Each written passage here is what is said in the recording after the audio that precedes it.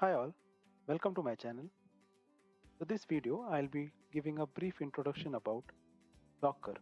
So when you think about Docker, you can think about the Ever Given ship which had recently been in news for being stuck in the Suez Canal. You would have seen in the images that ship was carrying huge containers or boxes which had goods or materials to be transported. Similar to that ship, Docker is also a container service which would hold different packages or applications in its containers. So when we talk in terms of servers, the Docker containers will be running on top of an OS kernel and would be having its own processes, own networks, own mounts, but all on the same OS. To understand Docker better, let us see how traditionally the applications were deployed. So there would be a physical server on top of which there will be an operating system on which the application will be running. This traditional way had some drawbacks. It had slow deployment times, huge cost, many resources like RAM and memory went unused.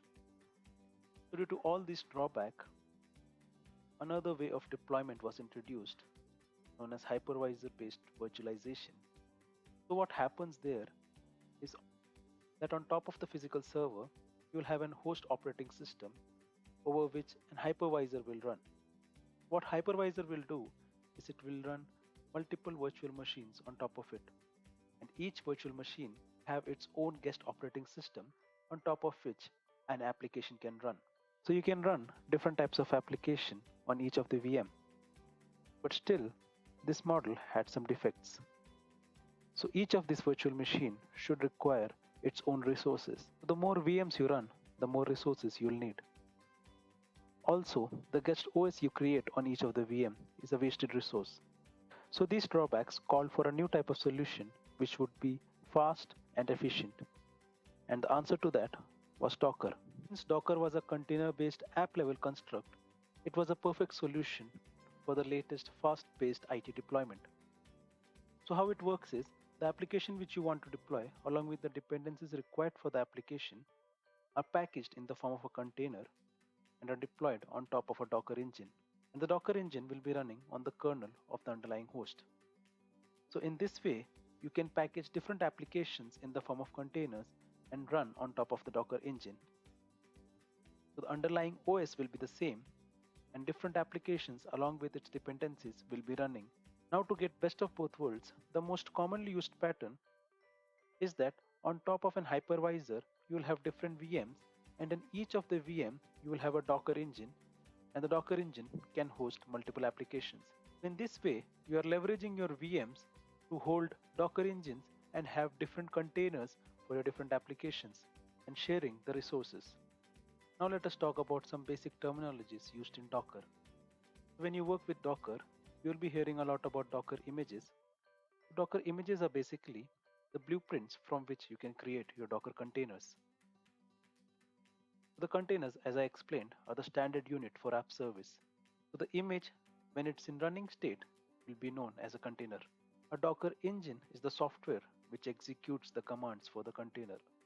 So using a Docker engine, you'll be converting the content at rest in the form of image and running it as a container. So there is something called Docker registry which stores these Docker images. It is basically a repository which will store these Docker images, and you can use this registry to distribute and manage those Docker images. The control plane are the management planes for the containers.